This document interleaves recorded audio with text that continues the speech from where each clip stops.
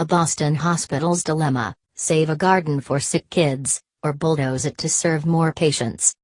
Boston. At a public hearing this year, a nursing director from Boston Children's Hospital made a painfully detailed case for why the hospital needs to expand. In the crowded neonatal intensive care unit, she said, doctors sometimes have to perform emergency surgery at an infant's bedside, within feet of other critically ill children and their anxious parents. The open layout means that only a curtain separates a family preparing to take its baby home from parents who just took theirs off life support, she added, their sobbing heard by all.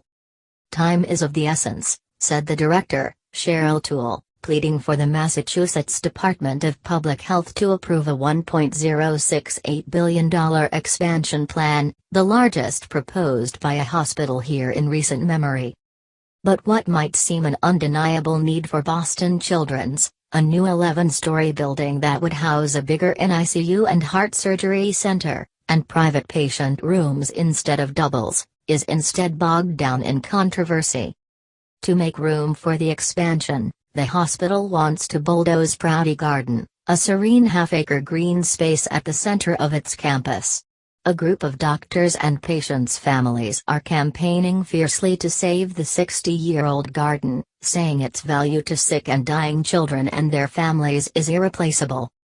In a building full of monitors and beeping and probing staff, it's a place you can go to just get away from all of it, said Gus Murby, who took his 17-year-old son to the garden to die after a second bone marrow transplant for leukemia failed. And that's huge.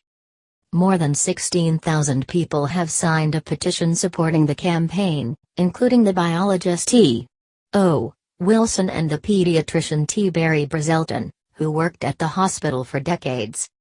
Continue reading the main story. Related coverage. Massachusetts aims to cut growth of its health costs July 31, 2012.